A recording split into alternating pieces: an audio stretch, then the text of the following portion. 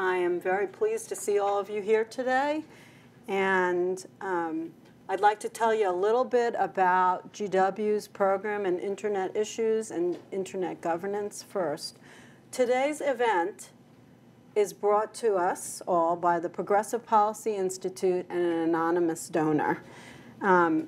We very much at GW like to partner with various organizations to develop events on Internet governance and digital trade issues.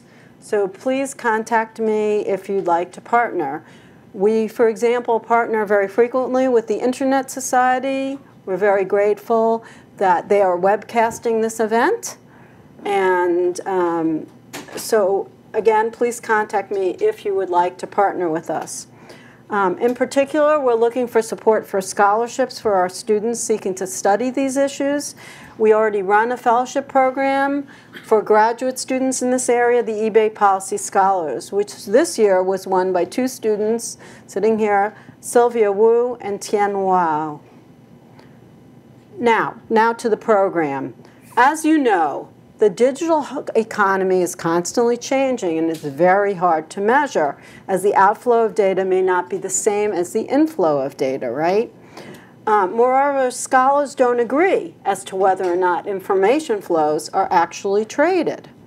So, at the behest of the Senate Foreign Relations Committee, the International Trade Commission has made an important start at both measuring the Internet economy and examining trade barriers. So James Stamps will begin our discussion by presenting the report, and he will be followed by four experts with distinct perspectives on the digital economy. We have Michael Mandel, Jacquelynn Ruff, Linda Kinney, and Jake Colvin. And you can read their bios in the attachment that we handed out, because I'd like to give them as much time as possible. Each speaker will speak for 7 minutes, and then we'll open the floor up for questions. So let's begin with Mr. Stamps from the ITC. Thank you so much. Thank you, Susan, for that introduction. I just want to say by way of overview for those of you who may not be familiar with the ITC, International Trade Commission. ITC is a bipartisan independent federal agency established by Congress to provide information and advice to the executive branch and to Congress. ITC is not a policy-making agency. As part of its duties, ITC serves as the government's think tank on a variety of issues related to international trade. And it's in this capacity as a think tank that we were asked by the Senate Finance Committee to do these recent reports on digital trade. So it's indeed a pleasure to be with all of you here today to discuss the major findings from our reports on digital trade. I'll just mention at the outset, we've done two reports on digital trade. The first one came out in July of 2013, July of last year. I'm here really to talk about the second report that just came out in August of this year, but I may occasionally reference that first report. In my remarks, I will provide a broad overview of the report's major findings. But before I begin, I do want to acknowledge that I'm representing the work of many folks back at ITC, some of whom are in the room today. My deputy project leader, David Coffin, Kate Linton, my boss, Arona Butcher, Josh Levy, a bunch of folks here. I say that if your questions get a little too challenging for me, I may need to turn over to them, to their expertise, to provide you more detailed answers. I also want to say that we understand that there is a keen interest in the policy implications associated with digital trade. I do have to mention that in order to safeguard our role at ITC as providers of independent and factual information, our team here, will not address the policy implications or policy recommendations, but I encourage you to have that discussion. As long as it doesn't involve you. So I'll start first with just a quick overview of the reports, just to make sure everybody's on the same page here. So Senate Finance asked ITC to do these two fact-finding reports on digital trade. Specifically, we were asked to describe digital trade, to assess the linkages and contributions of digital trade to the U.S. economy, to estimate the value of digital trade and the importance of digital trade to selected industries, especially to U.S. SMEs, as well as to examine the effects of notable barriers and impediments, foreign barriers and impediments to U.S. Digital trade. And then to help do all of this, Senate Finance asked us to do a survey of US businesses in order to collect firm-level data. We also had public hearings. We had a public hearing in DC. We actually went to Silicon Valley and had a hearing there, which is unusual for the commission to actually travel on a hearing out of DC. But we had excellent help with the DC area industry reps. We wanted to talk firsthand to the companies themselves, which tend to be located in the West Coast. We had meetings and interviews with industry officials across the country. Of course, we surveyed the economic literature and data sources that are available. So before I begin, I want to give you two definitions that are really critical if you have not had a chance to look at our reports, as you look at them. The first is digital trade, just to let you know how we define that. There are lots of studies and reports on e-commerce, international trade, however you want to call it. Each one tends to have its own definition. For our second report, we focused on products and services ordered or sold online, regardless of how they were actually delivered. So they could have been downloaded or streamed. They could have arrived via a UPS or FedEx truck, or the service could have been delivered in person. In the survey, we asked respondents to specify how products and services were delivered. But for us, the key issue here was products or services ordered or sold online. Second definition I'll give you, Senate Finance asked us to look at industries particularly involved in digital trade, and we referred to those as digitally intensive industries. We defined those as covering about 140,000 US firms identified by ITC staff using several metrics. These firms, 140,000 firms, covered roughly 7 sectors, and they're detailed in the report. I'll just mention them here to bring them in the room. They were the content industries, digital communication industries, finance and insurance, manufacturing, retail, selected other services, and wholesale. One of the difficulties in doing a survey is every industry, every firm has to be placed into one of these boxes. It's often very hard to make the call, what is Google or what is Apple or what is, these are large firms with many different products and services, and it's certainly a challenge we faced in doing our survey. As I said, our universe was 140,000 digitally intensive firms. We sent our survey to about 10,000 of those firms. It was a stratified random sample, and we had about a 41% response rate. So that's it for preliminaries. I'll go on to the findings. 41% is good. We understand it's quite good, yeah. Although we did invoke the ITC has a subpoena power, and that is prominently placed on our front page. It's good even with subpoena power. So on to the findings. I'm going to start with the key findings from the survey. Again, and this is a real original firm-level data. We're quite proud of the survey results. And I'm just going to pick a few examples to discuss here. First, U.S. online sales, and this is for 2012. Online sales, almost $1 trillion, $935 billion, firms reported. Again, this is survey results.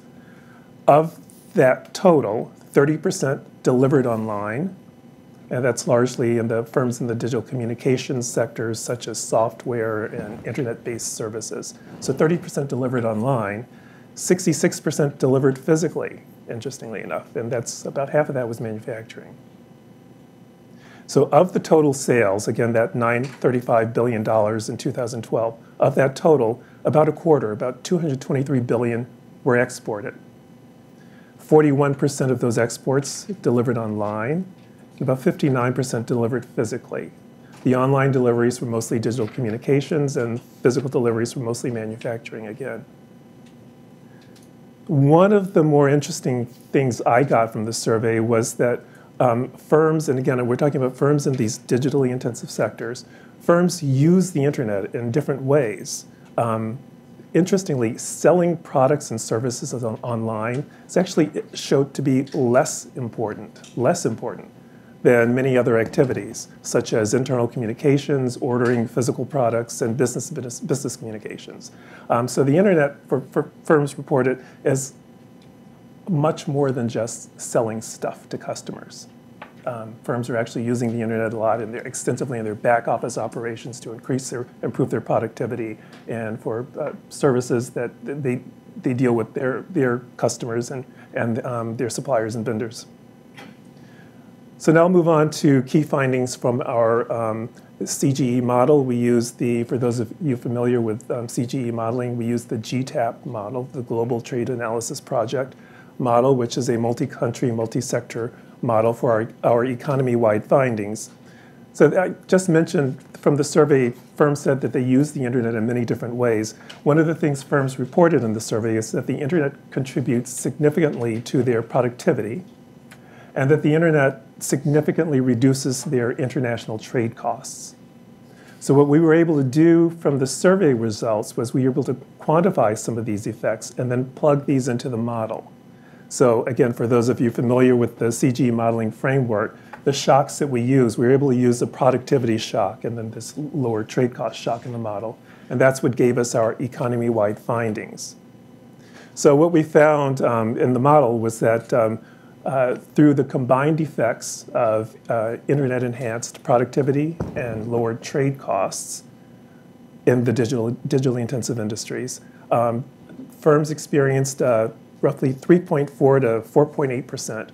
There's a 3.4 to 4.8% in US GDP, which translates into an increase of about $517 to $711 billion increase in US GDP.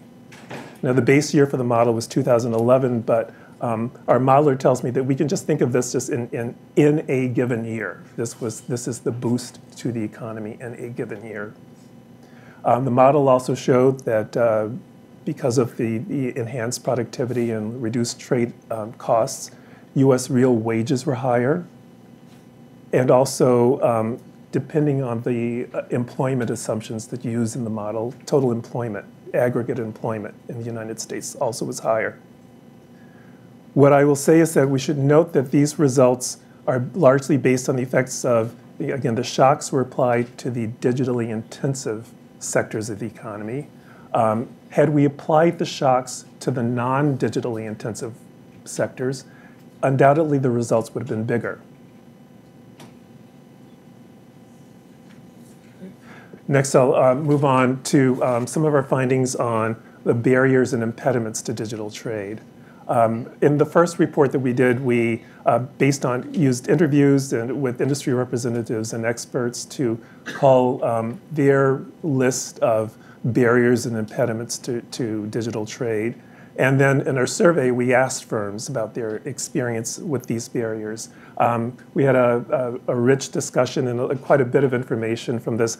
I don't have time to go through them all, but I actually will just read the list of barriers, again, to bring these into the room so that you're familiar with them. And those barriers were localization requirements, market access limitations, data privacy and protection requirements, IPR infringement, unclear legal liabilities, censorship, and customs measures. Again, these were identified by U.S. firms. And the results varied by sector in terms of how heavily they affected the firms, depended on the sector as well as the size of the firm.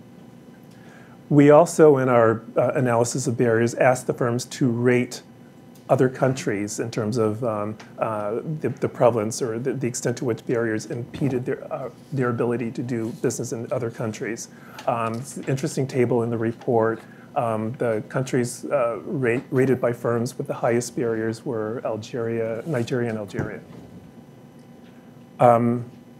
Final thing I'll talk about was the case studies that we have in the report. Senate Finance was very interested in getting some granular details, some good stories about how the internet works in the society and some examples of firms' experiences. So we drew on some of the broader pictures that we discussed in the first report. We had several themes in our case studies. We had a theme about how the internet is increasing and encouraging new business opportunities, sometimes by disrupting existing business models. We talked about the role of the cloud and big data. We highlighted the global competitiveness of U.S. internet companies. U.S. internet companies still are globally competitive, but we noticed that increasingly there is more competition. with certainly from markets like China and Russia. The countries are developing their own markets, and we see more foreign companies present in the US market. Finally, we talked about how the internet has facilitated, in particular, SME exports. So with that, I'm probably a little over my time. That concludes my overview of the ITC Digital Trade Report.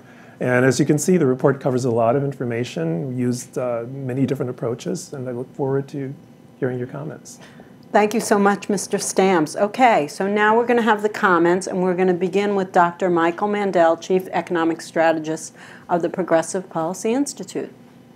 Thank you very much. Let me make sure this is, can everybody hear me? Good, thank you. Good afternoon, everyone. First, let me thank Susan for inviting myself and the Progressive Policy Institute to this wonderful forum. I was one of the people who testified on the first round, and I was very impressed with the ITC effort then. And now, when I sort of saw this report, I was bowled over. PPI has made, as people probably know, is a think tank that's been around almost 25 years now, and we've tried to change with the times. And one of the things that we focus on these days is the data-driven economy. All of the aspects of the data-driven economy, and we try to think about the policy implications, okay? Because that's what our task is, because we have the word policy in our title. When I saw this report, I was incredibly impressed, both at the breadth of what it covered, at the quality of the results. I was very impressed with the case studies, and the survey was absolutely fantastic. And so it's going to turn out to be a source of statistics, authoritative statistics, for a long time to come in an area in which statistics are hard to come by. Having said all these nice things, and I'm not going to say anything bad about the report at all, I actually just want to take a step beyond and point out a couple of important ways that things you need to remember going forward when you interpret this report. Now, I actually hope that you folks will correct me if I'm wrong about this. Okay. So this report with the survey was able to identify uses of cross-border trade for back offices. Okay, there's people depending on connections across borders. I think it's important to say, though, that these uses, I don't think most of these actually showed up in the numbers. And let me explain to you why. And I'm going to refer to a paper that came out of PPI earlier this year called Data, Trade, and Growth, where we looked at some of the statistics on cross-border trade, and it turns out that a lot of cross-border trade and cross-border data flows do not show up in the conventional trade statistics. And there's a very simple reason for that, which is that the way that trade is measured in this country and every country is by looking at monetary footprints. That is to say, if you look at the handbook for the Bureau of Economic Analysis about cross-border trade and services, it basically happens when there's a monetary transaction between an American person, a domestic person, and a foreign person, where person is the term of art for people or corporations or anybody who's an actor. But what's interesting, and I'm sure the Verizon person on the panel knows this very well, is that a lot of cross-border data flows don't actually leave monetary footprints, because the backbone companies are often peering with each other, which means that data flows from one company to another without any actual monetary transaction. And the paper that PPI came out with actually sort of delves deep into the sub-basement of the statistics infrastructure, places where you don't want to go, where the rats all live and the water is dripping and so forth. And basically, there's an awful lot of cross-border data flows which fall into these survey categories, which never get picked up in the official statistics. Okay, so the first point is that the size of cross-border international transactions is actually substantially larger and probably growing much faster than these numbers show. Now, you were very, very careful about the way you phrased this report, okay? This report should be viewed as a conservative estimate, and not conservative capital C, but conservative in the sense that economic statisticians like to be conservative, is that it's measuring what we can measure, okay? We know there's a lot more. That for a lot of the cross-border data flows are not showing up anywhere in the statistics. The second issue, and this kind of bears on the protectionism and localization, there's a fundamental misunderstanding, especially in Europe, about what's really happening with these cross-border data flows, what the real impact is. And I know the report sort of mentioned a couple of times that companies were citing EU localization and EU data protection policies as a big issue. It's important to remember that cross-border data flows have a first-order effect on growth that imports of goods and services do not. That is to say, if you think about it, if I sort of ship a car from the US to Germany, or from the Germany to US, that car used to be in Germany, now is in the US. It can't be in both places simultaneously. That's not true for data. Okay? And in particular, when you're talking about things like technology, market information, the whole range of data which is productivity enhancing, which you folks do a terrific job on, all of these pieces of data are globally first order growth enhancing. So what this means is that a country or region that cuts off the flow of data is having a first order negative effect on their own growth. Now this has an enormous number of policy implications for taxation, for trade, for movements of people. PPI has a project going on right now looking at taxation, especially the relationship between cross-border data flows and taxation and the first order effects on growth, okay? I think that's an important fact here, but let me just come back and say this is a fantastic report and should be viewed as a landmark event. Thank you. Thank you so much, Dr. Mandel, for those provocative and important comments. Okay, our next speaker is Jacquelynn Ruff, who is Vice President International of Verizon. And sorry to cut everybody off at 7 minutes, but we appreciate it. Thank you, Jacquelynn. Thank you. I need to push this. So thank you for organizing this panel and including Verizon in it. And thank you very much to the ITC and to the project leader for having done this excellent report. It's very important.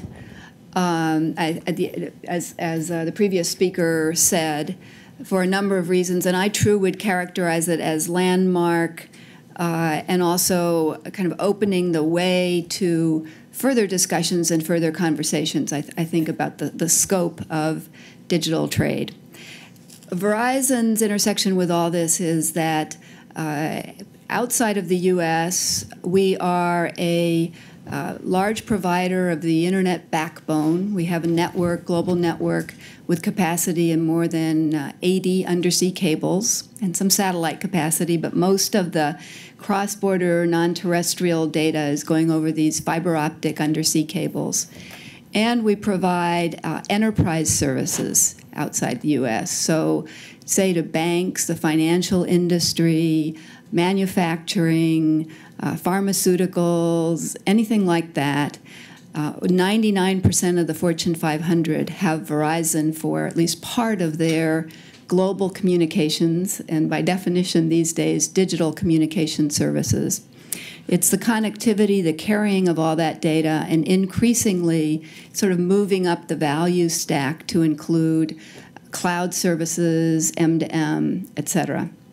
So this huge transformation in the sector, types of services we're providing to all of these different types of companies, is transforming rapidly, and I think it's actually very challenging to accurately capture it all. And so this particular report, that you had the definition that you mentioned, which had to do with, let's see, products and services that are ordered and sold online, which is a particular type of thing. And a company like ours might be in the position of saying, well, wait a minute, of the services, these digital services that we have, how many are ordered and sold online? So that would be a subset of it. And I think it was therefore particularly commendable that you went beyond just that definition, and your GDP figures, as if I'm understanding it correctly, are what is the internet per se doing, rather than just those that are ordered and sold online. So we've got sort of two sets of data that are very important. But it certainly resonated with us to see what the conclusions were about the huge scale of all of this, and the important effect on the GDP, because that's, if we just think about the services that even we offer to these enterprises in the U.S. as well as globally, we know there's a huge impact. And I think a lot of it is of the nature that Michael was talking about. In fact, it's the back office, it's the productivity, it's enabling the creation of new services, whether it's e-health, sustainability, smart autos, smart cities, all of this that's so important and happening globally. What it made me think about was other types of studies that are out there, and whether there is some way that we can sort of put all those together. I began imagining this sort of giant kind of Venn diagram with this one captures this other one does this. We always used to complain that the only thing the Commerce Department captured was telecommunications, pure trading of minutes back and forth through paid transactions. Well, okay, that's still a piece of it, but it's a smaller piece, and sort of figure out what the broader picture is in that way. The other thing that I notice a lot that I think is related are studies that show the impact of innovation on GDP growth. Verizon recently, last couple months, worked with the Harvard Business School to look at first movers in kind of technology transformation, sort of digital pioneers, and the what was done to the success of firms that were doing that, and noticing in that study the fact that many firms that are smaller or that are in emerging markets get a proportionately greater benefit, almost like a leapfrogging kind of thing. So that would be part of what I would put in all my Venn diagrams to try to understand the full scope of everything that's happening. Now, all of those things are affected by the barriers that were noted in this study, because when I went to the barriers, they are, in fact, very much, I think, the barriers for these different dimensions. So certainly the cross-border data flows issue is really important, and there's a lot of good work, and we hope that the readers of this report will take it from a policy perspective. Similarly, the market access restrictions, even fundamental things like being able to own 100% of your telecommunication services that are part of the packages around the world. In our own view of things, what we think is that in this period of huge technological transformation, we need really streamlined, light touch regulations rather than some of the heavier-handed ones that are now playing out in the localization. So perhaps we'll have some conversation on that. But really appreciate the work that has been done to feed into all of these spaces. Thank you. Thank you so much for that insight, especially into the gap in information and good data and how we need to somehow coalesce it. Our next speaker is Linda Kinney, who is the Senior Vice President of the Motion Picture Association of America. Hi. You hear me now? Yes. Okay. Microphone is now on. Hi, thank you very much for this opportunity to come and address this crowd, especially Susan Aaronson for her diligent efforts to bring these issues and before a live group and be able to ask and answer questions in a forum. So I really appreciate her efforts, and also ISOC for pulling together these sorts of conversations, because I think they're really important. One of the reasons they're really important, and this report in particular is very well timed, is because the OECD has announced that it's going to have a ministerial on the digital economy in 2016 in Mexico. So they're going to be looking at the digital economy. And what's so great about this report, and so different, I think, than prior attempts to look at this digital landscape, is that the ITC has, again, like Verizon mentioned, broadened the scope in a way that I think is very beneficial by defining digital industries broader than just the pipe. Again, Jackie talked about Department of Commerce that used to look at just minutes that go back and forth. Now we're talking about a much bigger landscape. I mean, the internet includes so much more than just either the pipe or the minutes going over the pipe. And in fact, the ITC did a great job, I think, capturing some of these other things that have not previously been captured, such as content. So the definition in this report, what I think is so groundbreaking and interesting, seems obvious to me, but hadn't really been done in the same way before, is that content is described in the report and is defined as publishing, and it includes all kinds of books, mailing lists. It also includes motion pictures, so the films that our member companies produce, as well as broadcasting and music production. So there are so many parts of the internet that are really valuable, particularly America. We're one of the leaders in developing content. And it's great that this report is capturing that component that, again, I think is sort of a very interesting aspect of this particular publication. Just to underscore that, the report looks at two things that impact our industry in particular. One is the benefits and that the film industry and other content providers provide to the U.S. economy.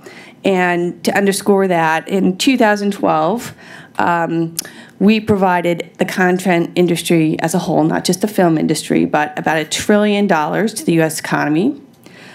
We supported nearly 5.4 million good U.S. jobs. Those are typically higher paying than most. And $142 billion in foreign sales and exports. So again, we are very much a positive trade surplus industry for the U.S. Obviously very difficult at this time and this age with all the challenges with the U.S. economy. Having a positive trade surplus is actually quite a good thing in my view. So I think that the second aspect, besides looking at and capturing the benefits to the U.S. economy, then we talk about the trade barriers. And the trade barriers also, I think, are very interesting. Jackie mentioned a couple with respect to her industry, but also for ours. Intellectual property infringement was identified as a significant barrier, at least for the content industry. Market access limits, again, certain countries only allow so many films to enter the country.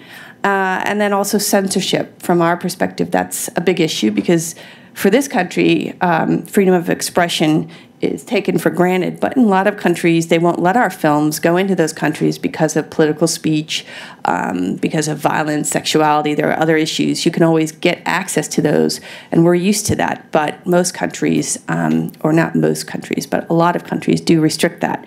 So that's a big issue from our perspective. I think one thing that's very interesting that has come up in the recent IGF, the Internet Governance Forum in Istanbul, is looking at this area in terms of a trusted environment. And some of the things that the ITC pointed out but didn't really put under that umbrella, I think do apply. One of the things that wasn't identified as a trade barrier, but it was in sort of further along in the report on page 206, the ITC does talk about secure and easy online payment systems. That was one of the things that came up in Istanbul also as a challenge to a lot of U.S. industries, particularly content, well, not necessarily content producers, but companies like Netflix that are interested in going into different countries. And the uncertain legal environment in that country, in those countries, in particular for us, is piracy. And we've noticed in weaker copyright enforcement countries, companies like Netflix, for example, they have a real difficult time entering those countries because they can't really compete with free. So until that enforcement tightens up, that becomes an issue. And we've also noticed, if you look at Korea, who has also strengthened its copyright enforcement, it's interesting because it did that to protect its local content industry. So in order to have your local content that you're developing to kind of express yourself culturally, you also need to crack down on piracy because no one's going to buy your local content if they can get everything else for free. So I think that's an interesting twist, something to look at in the future and in the context of this type of report. So overall, great job. Thank you, Ms. Kinney. We really appreciate those insights into additional trade barriers. Our final speaker is Jake Colvin, who is not only Vice President of the National Foreign Trade Council, but also created a new group there, the Global Innovation Forum. Jake? Thank you very much, Susan. Thank you for having me. And, Mike said that the first word that he thought of when he looked at the report was impressive, if you don't mind. I looked at it and I thought daunting. And I was particularly daunted when Susan called last week and asked me to substitute for Usman Ahmed from eBay, who couldn't be here today.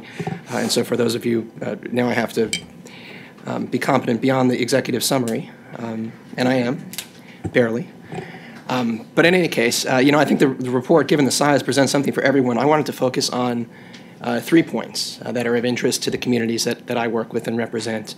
And the first is something that everyone has touched on already, which is I think the report does an excellent job in suggesting the importance of the digital trade to the real economy. Now, Mike pointed out not all of the numbers can be quantified, but for an association like NFTC, which is a broad-based trade association, we're glad to count Google and Microsoft and eBay as members, but we're also glad to count General Electric and Samsung and Walmart and Siemens as members as well.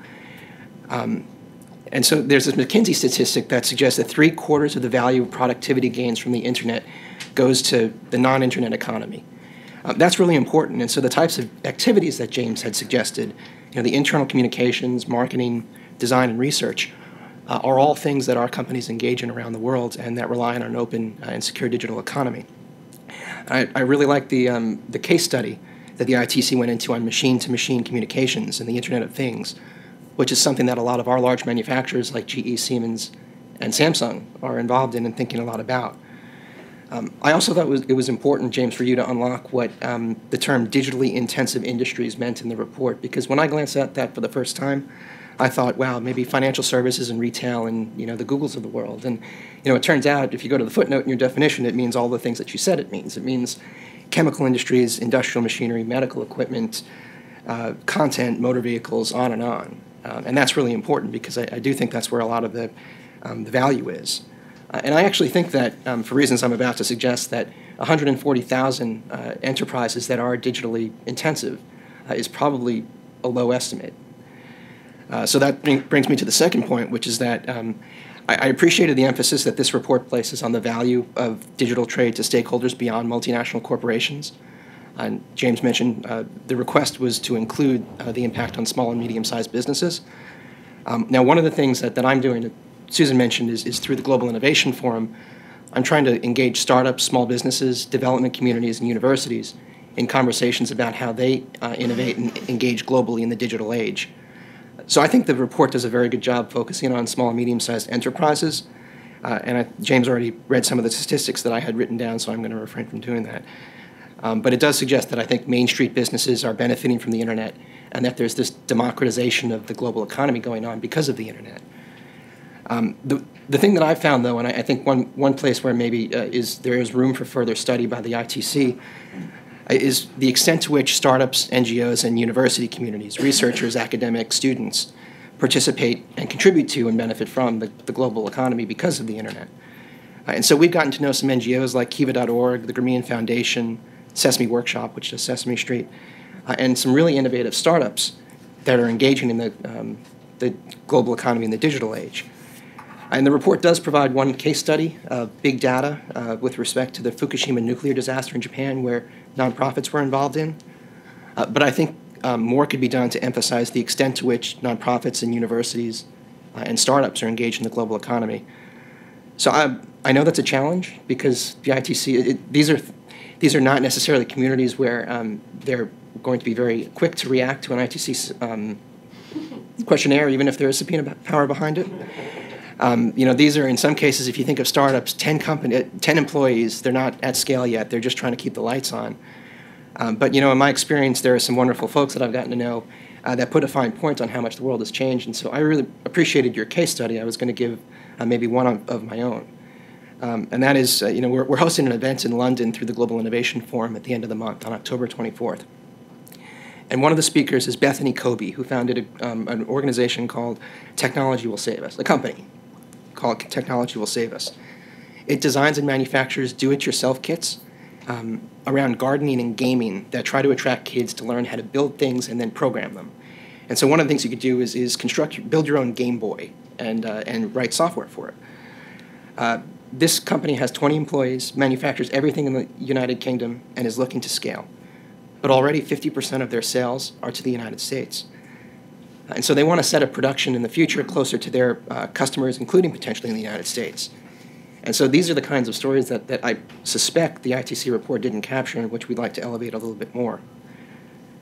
The third point, real quickly, which I'd like to make is on the public policy challenges or the barriers to digital trade that the ITC report suggested. I think Jackie did a good job of capturing what those challenges were: local content requirements, market access barriers, discriminatory financial services requirements. We also talked about IP a little bit, which is very important to our members in two ways. The challenges to effective IP protection have grown in the digital age. And one of the things that I was very appreciative of in the report is that it mentioned, it elevated trade secrets and cyber squatting as two issues which are broadly of concern to our membership. Could you just define cyber squatting for everyone? Sure. I guess taking domain names that with which you have no affiliation to, and sitting on them and charging people exorbitant amounts of money to buy them back. If I've got that wrong, someone correct me. But I think it's also important to ensure that IP frameworks are constructed in a way that effectively protect intellectual property rights while also permitting the digital economy to function. And those were sort of two issues that you glanced on in your report kind of in separate ways, and I think they really are tied together in terms of an effective framework for public policy. So I think what you didn't do, for reasons why you articulated already, is you didn't emphasize what policymakers ought to do to address these challenges. Now we've thought about that in some detail, but since I'm probably out of time, we'll wait for question and answer. So thank you, Susan. Thank you all our speakers, and so let's open the floor up to questions. But please understand, just to reiterate, that James and his colleagues cannot answer public policy questions, so please direct them to our speakers. Okay, so who would like to ask the first question? Sir, please identify yourself. And if you don't mind going up to the mic. Excuse me, I'm working with Kent State University for knowledge economy. Can you say your name, Kent sir? State University. No, your name, sir. Georges Mihails. I'm French national, and I'm doing a few years of work with European Commission. My question is about TTIP and audiovisual. As you know, they dropped it. But the Minister of Culture in France changed, and the next minister maybe would like to do something. The new commissioner of European Commission, we have the government of European Union, which is European Commission, then the European Union Parliament. So the new players are coming in November. I think I have not read the report, and I don't know how I can access this report online or... Okay, so thank you so much. I will read it. I will fly back to Geneva next Monday. My question is, would it be possible to start with this report? Because there's misunderstanding. Of course, France is #1 in the world for food and many other things, but it's a big issue, and we do not understand U.S., and you are subsidizing North Carolina and so on. There are different type of subsidizing. The point is, how can we capture this industry and to make benefit both Europe and USA? The present assumptions and understanding on both sides does not allow us to make serious progress in including audiovisual in TTIP. So, you know, TTIP is Transatlantic Trade Investment Partnership. I hope I'm right about. So it's the largest free trade agreement ever. And given human rights, freedom to have European Union, USA setting the standards for the world to come, and you know that we have only Japan and also Korea a little bit, we don't have a foundation in the world to protect those industries, creative industries, and human rights and democratization. So it's a bigger stake than just trade. So my question is, how would you address this issue? There's an opening on European Union side, though not stated on the roof of Brussels buildings, but there's a genuine interest in Europe to get audiovisual and TTIP thing, but those representing USA address one angle, others in Europe. So some setting like a workshop like this one with a perspective would be necessary, in my opinion. Thank you. Okay, thank you so much for your question. Linda, do you want to start with an answer? Well, it sounds like Sounds like part of the question is also like, is there an appropriate forum to have these conversations and try to move forward in this dialogue? Maybe I should turn that back to the academics, see whether there's an appropriate forum. I agree, these are definitely really big issues. I think the benefit of this ITC report is that it is a presentation of facts, trying to just explain what's going on out there. And one of the reasons why several panelists have talked about it as landmark is because these facts have been hard to gather. It's hard to define what the digital landscape is, what should be included, what shouldn't be included. And so I think the point of this panel really is to talk about the benefit of actually getting these facts out there. And certainly for the U.S., it's critical, and the audiovisual piece is critical. I don't really have an answer to the larger trade conversation because I think that's a longer conversation. But I agree that these are really important issues on the digital economy, and I think this is a good foundation for having the discussion. Would anyone else like to comment on that? Let me just add one thing here, which is that what we've learned with trade in general is that openness helps everybody.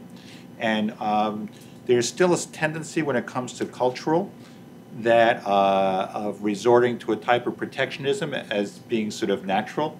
And eventually we're going to have to move away from that. So that's part of what I took away from the question and comment. Thanks. Would anyone else like to comment? Well, as you know, this has been addressed in the UNESCO venue, but not sufficiently. And so maybe we can talk about doing an event on that. Thank you for bringing that question up.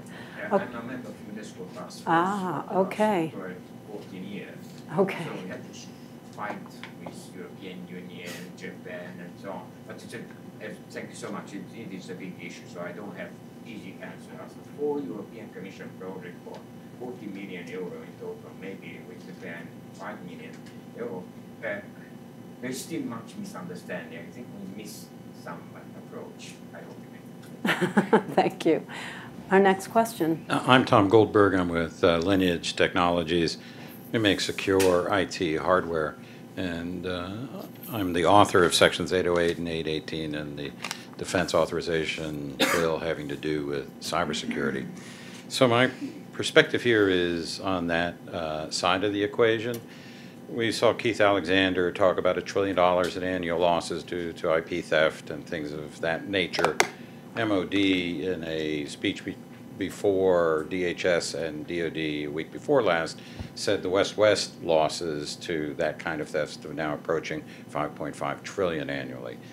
World Economic Forum, a year and a half ago, with its findings of this kind of cyber insecurity, is suggesting that the brakes are going to be put on for a whole variety of reasons, some of them cultural, some of them political, some of them economic. And so I'm wondering if we are having that immovable force collide with the juggernaut of innovation, and do you see that from your perspective, and can it be communicated to the Committees on Finance in a manner that says you can't deal with one issue, you really have to deal with both? Thank you. So just if you don't mind waiting up there, so your question is cybersecurity becoming a trade barrier? I'm actually seeing it as such, yes. And I know from the Verizon perspective, I work with Market Sachs on some of that, so I have a little bit of an insight. There are a lot of problems that these ISPs are confronting for a whole variety of reasons, some of it technological, some of it ownership, access, things of that nature, that look to me as though there's a very hard push of the right foot on the brake pedal right now, and I'm just kind of curious about your all reaction, and do you see it as well? Would anyone like to answer that? I'll take a shot at it. Look, I'm going to turn this into a statistics question because that's the part that I'm most comfortable with, okay? But let me explain to you why. You just tossed around a couple of large numbers. The question is, what do we compare those to? And part of the problem is that some of the losses that you're talking about, while real, are actually not showing up currently in GDP now as a gain. That is to say, you're talking about back office losses, you're talking about data that is going to have to be slowed down, sort of cut off, constrained. And because we're not actually currently picking up the benefits of that data in GDP, it's hard to see, you're having a tough time getting people's attention, okay? And so part of the beauty of this study is that it's getting, the more that we can measure the benefits, the more credible the estimate of the losses become. Because right now when you toss around words like $1 trillion, right, people's minds kind of fade out. And the reason why is that you're talking about such a large share of what looks like the US economy at this point. This seems a little bit overblown. But if we had a real size about what data was contributing, people might actually be able to get a grip on the importance here. I'll just give you one quick example, and this is going on in the fight with DuPont's divestiture battle, whether to break out the chemical industry from the specialty and pharma stuff and ag businesses.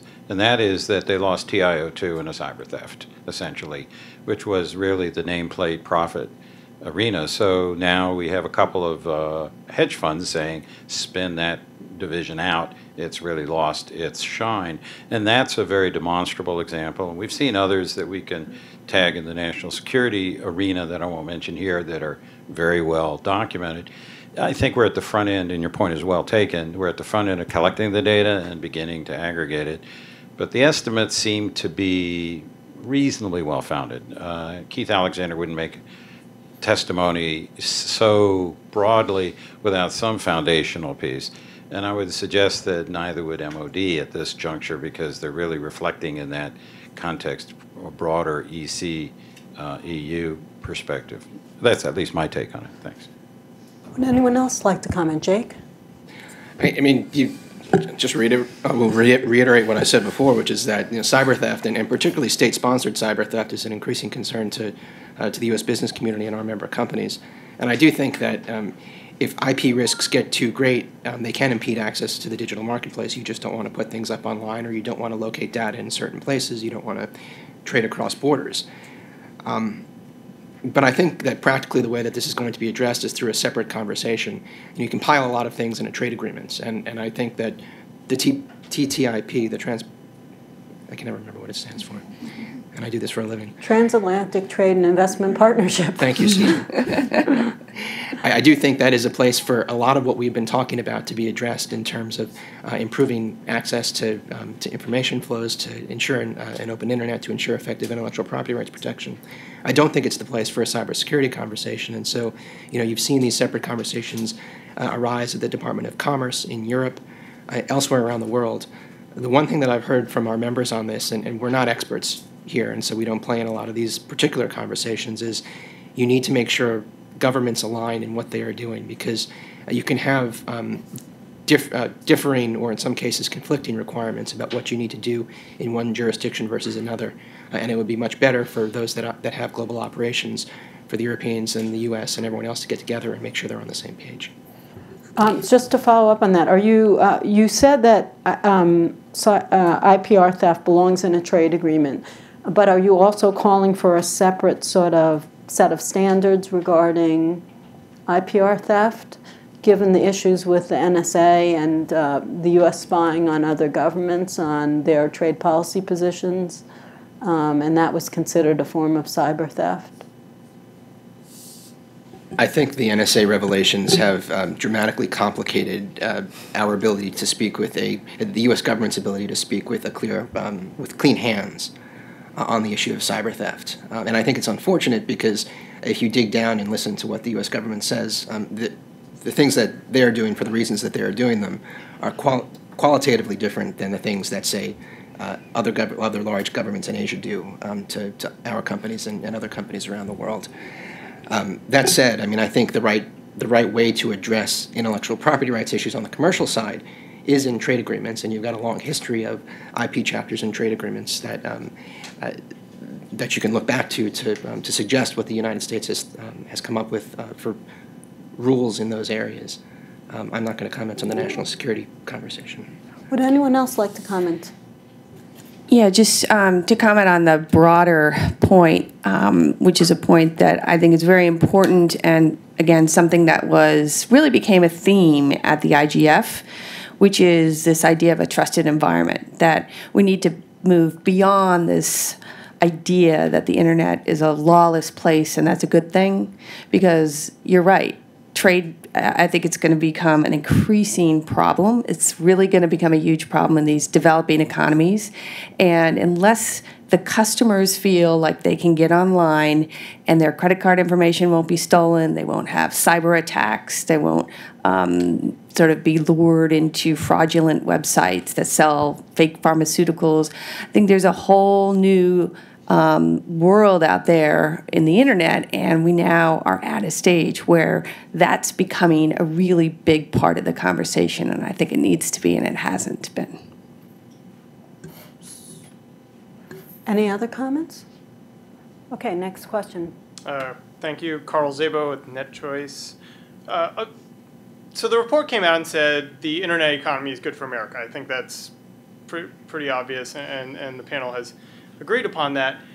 But a lot of the conversation has also been centered on this issue of trade barriers. And Dr. Mandel, you said that if a company decides to erect a trade barrier, it's really only going to hurt that country, that one country, rather than the exporting country. But what we're seeing coming out of Europe in the Article 29 Working Party is they're trying to apply the right to be forgotten, this, right to be anonymous, not just to Google.eu, but to Google.com. And there's an extraterritorial reach where the actions of one country or collection of countries are now extending to impact my way of searching on Google. And so how do we get lawmakers to come around to this realization about the huge trade barriers that are coming down the pike, as well as the extraterritorial reaches of some countries into the way that Americans get online and the way Americans experience these services?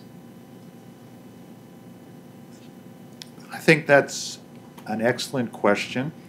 I think we're going to have to start thinking differently about certain questions, such as extraterritoriality, because we're used to exports and imports throwing things over a wall. Okay? So once it's on this side, then it's on that side. It's only on one side at a time. When it comes to the internet starts out from a position of connectedness. And so it really has a very different feel to it than our previous definition of international trade. Right now, we're trying to deal with trade in data from an old framework, and it's bending, and it's going to start breaking. And what you've identified is one of the break points. Because from the European point of view, what they're asking for is quite logical. Okay? From another point of view, it's sort of insane. Okay? But that's where we are at this point, because we're trying to sort of treat the internet, which is cross-border by definition, as something that can be fragmented by country. So partly, your question is great in this transition period, and there's a lot of questions that are similar to that, where you have these two visions that run up next to each other. I think, to be honest, we don't know where this is going to go. We don't know whether we're going to end up with a fragmented global internet with walled gardens, which is one logical implication of what you're talking about, or in which the infrastructure gets duplicated everywhere and we lose a lot of the benefits, or do the benefits seem so compelling that the protectionist urges are damped? It's just not so much of a economics question as it is a policy question. Well, and going back to your example of throwing stuff over a wall, it's one thing if I try to throw my ball over the wall and you slap it back down and I still have that content. But in fact, rather than just returning it to me, you're actually dissolving it. So you're not only refusing to accept the information that I'm sending to a European country, but you're disallowing me to actually have that information myself. Can I actually just insert one thing? For those of you watching, okay, the hashtag that's being used for this on Twitter seems to be hashtag digital economy. It's not picking up everything, but it's picking up a lot of the tweets that are being made on this, and so there's an active Twitter conversation going on if anybody's interested. Thank you. Well, would anyone, while you're on a panel is very digital. Would anyone else like to comment on this question of clashing norms and what it means for trade? No? I'm going to respond to a slightly different part of the conversation, which is to do an even better job somehow as academics, thought leaders, influencers, et cetera, on looking at exactly these types of questions from the point of view of other countries and other markets.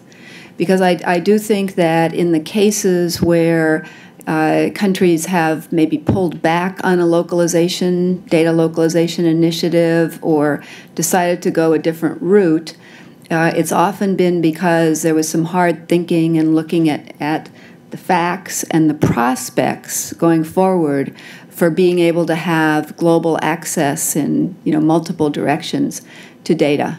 And so when I read this study, one of the things I thought is, okay, who's going to do those types of studies for our trading partners? Because trade is not a zero-sum game. It's not if I get more, you get less, but rather we try to grow all of the economies in this way. Any other comments? No? Can I just throw something back at you, if I may, just as a typical academic? Because I do look at this question from other countries, and just think if you're French and a Jew, and you saw on Twitter that Twitter had allowed, anti-Semitic remarks, and so you petitioned your government to censor that or filter that to some extent. So it goes both ways. It's a clash of norms. And so how do you find common ground on those norms, and does that belong in a trade agreement is the key question. So a very good question. As a Jew, it definitely hits it home for me. And in general, countries, if they want to deny access to their country, that's kind of their right. That's nothing new. Countries have been doing that for years. If they don't want to allow one citizen from a foreign country to cross their border, that's fine. California doesn't allow you to import vegetables. That's California's prerogative. So with respect to just limiting access to its own country, while I personally don't think that's the right thing to do, because I truly believe in right to free expression and right to freedom of speech, that is a right for the country to do. But when it's used for purposes of trade barriers, because perhaps their businesses, their own companies have not yet evolved to begin to compete with American innovation, that's one thing. If it's an issue of extraterritorial reach, like I alluded to earlier, where it's not just limiting what French citizens can see, but limiting what German, Italian, Spanish citizens can see, I think once you begin dissolving those borders, like the internet has, it becomes a lot more dangerous, where you have one country's regime able to control free speech across the internet. And that's a little bit unsettling for me. Well, just if I may, in comparing this for various countries, there's no government that has a staff person whose responsibility is to protect the one global internet. And what I mean by protect is to look at the impact of various public policies, regulatory, trade, et cetera, on the internet as a whole. And maybe that's something that every government needs to think about as we move towards, because we're not going to have universal norms on things like free speech, et cetera. Did anyone else want to comment? I guess I would just, the example that you gave is an opinion where countries can construct, and in some cases have constructed, laws that prevent that sort of thing from being said or happening, or are aimed at that.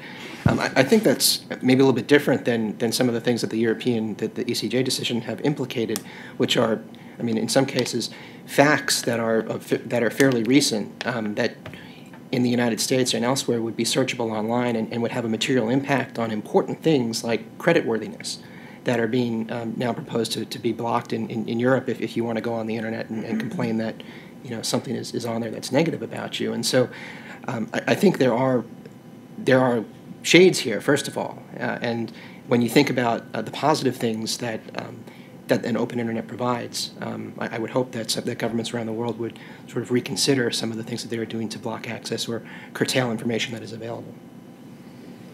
Let me just add one thing here.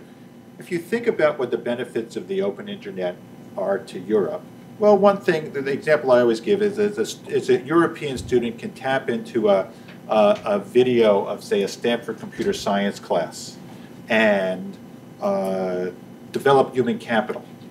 So if you extend what your bad case ends up with a world in which Europe is cut off, it becomes more difficult, becomes more expensive to tap into data in the rest of the world because it's deemed to be offensive or potentially offensive. And so we could end up with, in some sense, two different strategies for growth. One strategy for growth is an open internet, open access of information across borders.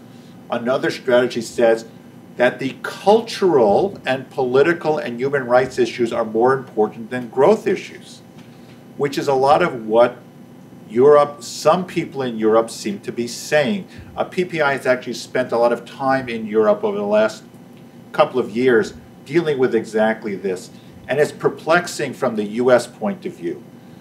We like to think that growth and employment is really the most important social goal, and not everybody agrees with us on that. And so it could be that some people, some countries decide that they are less interested in growth and are willing to actually pay for a walled internet.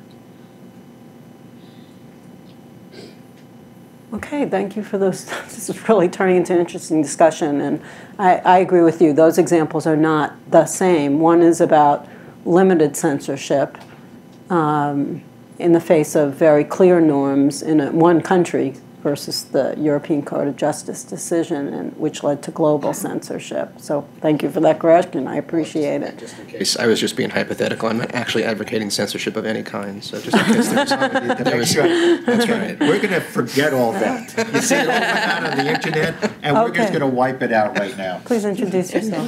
Good afternoon, ladies and gentlemen. Good afternoon, organizers. My name is Philly, a student of DeVry University, Arlington, Virginia, from Sierra Leone, West Africa. My question here this afternoon is for the Internet Governance Forum. We all know that the continent of Africa, in terms of internet connectivity is zero? And how will this digital economy be sustained or start in the continent of Africa? Okay, that's a very important question. It's not quite the subject of today, but if anybody from the Internet Society, Paul or David or anyone has a, is anyone?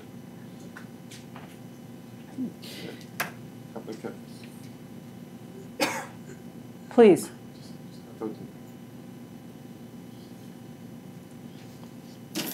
Hi, I'm Judith Halsey, I'm with the local DC Chapter 2. I think what this gentleman is also talking about is also the need for policies and regulatory environment that is open to public-private partnerships, and that is true public-private partnerships that will involve the private sector who wants to build out infrastructure in these countries, but needs stable regulatory environments. And they need to have that to make the investment, and they also need to understand how they're going to get returns. A lot of these private sectors want to do that, but the environment is just not right for them right there. And that's why it takes working with the government to set the right regulatory policies. I just also have a couple comments, mostly from my experience in Istanbul at the Internet Governance Forum, because what was very interesting about that forum is there were very large groups of diplomats from Africa. It was very well represented. And I would encourage you to read the parts of this report around page 200 or so that talk about the small and medium-sized companies, because really that is Africa's challenge. And one of the things that became very evident, and this report actually does address that, is there aren't secure online payment methods in Africa in a lot of these areas. And so people are afraid to buy things over the internet, which impacts the ability of a local community even to sell their own handmade goods or be able to order food online. You need to be able to have a secure payment method in order to do that in the first instance. And that was one of the important themes, I think, that came out at the IGF. And I think there are some people who are looking at that and trying to develop a way so that people can pay online.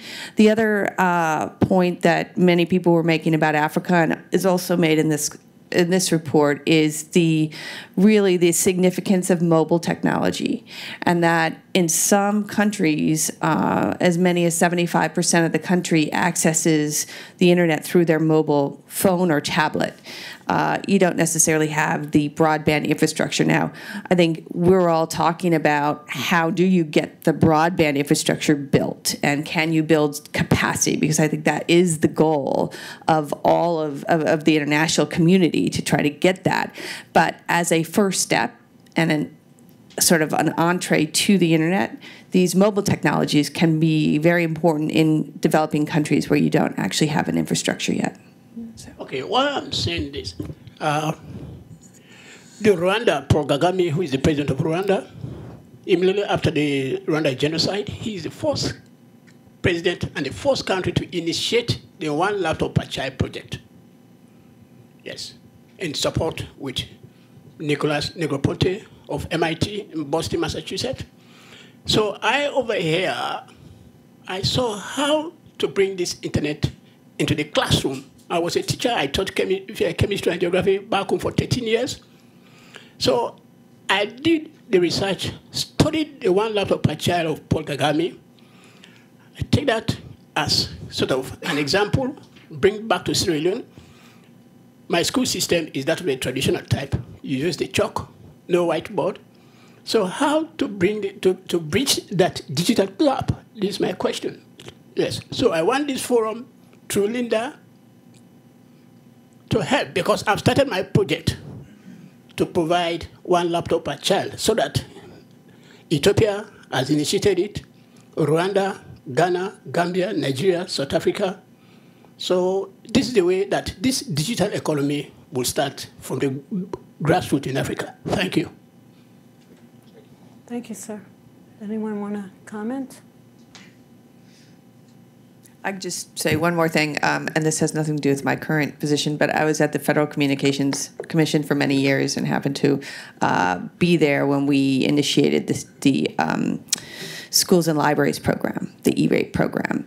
And that was one way that we were able to get the sort of broadband infrastructure out to some of the communities, is by hooking up a school or a library. And then what ended up happening is, once that infrastructure cost, which, by the way, was subsidized by the U.S. government, so that is something that, you know, the economics have to be worked out within a country.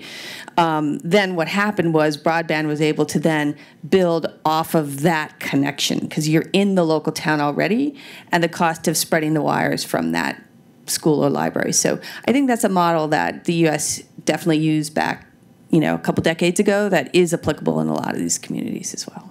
So, best of luck. I'll just make two very quick comments, because I know we've got others to build on what Linda was saying. So the Internet Governance Forum that just took place in Istanbul, it happens every year. The global one, we had a local one housed here as well. And its focus really is on connecting the next billions. And so there was a great program. It's all online. All the transcripts are online. There will be even more of a focus, I think, on that theme going into next year. So there's a strong commitment. I remember the very first Internet Governance Forum, I met representatives from Africa. From East Africa, there were no undersea cables. 0 of the fiber optic connections to the rest of the world. As of about 3 years ago, 4 years ago, there were. Now trying to connect those to the interior, get the tablets, get them in the schools and all that. A lot of hard work, but also a lot of progress, I think, every year. So thanks for your question. Yes. Good point about undersea cables. Hi, I'm Jessica Nicholson from the Department of Commerce, and my question is for Mr. Stamp, and I think it's probably pretty straightforward. I was just interested in the survey and wondering if there were any plans to continue with the survey and, you know, future iterations, or to further develop it, because there's so much interest in this issue and so few data on this topic. Well, unfortunately, the survey was a one-time deal that we did for this particular report. We published in the appendix a lot of our survey data. Hopefully, folks out there can use that and build off of that. But for the purposes, for our purposes, it's our work is over of the survey. Hopefully, all these anyone from the private industry who has interest in these issues maybe could help further this kind of study in the future. Well, on the other hand, your work is heavily influenced by some of your colleagues up on the Hill, and so I know there is no shortage of interest up in the Finance Committee and Ways and Means Committee and other places, so suspect that there will be some groundswell of support for future work on this. Thank you. Final question. Final question. Final question. Final Jeopardy. It's Dana Marshall with Transnational Strategy Group. And again, thank you for this forum. Just a very quick observation and then a question. Observation is that if I'm from USTR sitting in this room spearheading the negotiations on digital trade, I would be wondering where I go from here. I just wonder, I know you've written a bit about this and you distributed some material, Susan, for this event about what can we realistically, practically do with the Europeans on TTIP. Not necessarily a question, but just an observation that it's clear that we are running against a very significant cultural issue here, something akin perhaps digitally to the genetically engineered organism issue. It may just simply be non-negotiable. We'll see how well negotiators can do. The question, though, is on the Internet of Things, a new area. The question for the panel is, within the context of what we're talking about here this afternoon, what lessons have we learned about the problems that we have in cybersecurity, trade, and these kinds of things that we can try to get a bit ahead of the curve on the M2M rather than to play catch-up and maybe not learn the right lessons? What are the lessons that we can apply to that next frontier? Okay, again, I think we're going to have to make that the last question. Does anyone want to answer it? I'll give it a shot. When you go, and then I'll go. Well, the Internet of Things is very new in many ways and very familiar in many ways. I think the same thing. We saw the same thing when cloud services arose, and some of my colleagues would say, "But wait a minute, isn't this about data centers and hosting?" And we've been sending digital communications. We've been complying with different varying privacy regimes for a really long time. And so it's always one has to figure out. I often say, look at the Internet of Things. Think about what may be the policy concerns.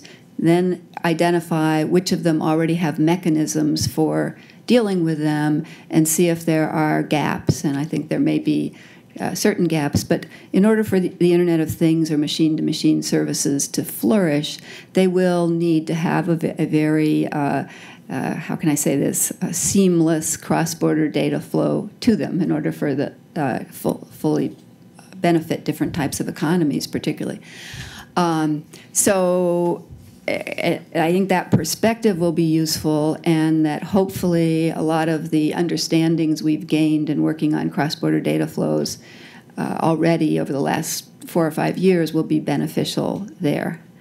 And I will say in trade agreements, I keep going back to the fact that trade agreements have, for services, have always understood that services need to flow, but we also need to look after privacy and security, and do that in a, to the maximum extent possible, in a non or least trade restrictive way.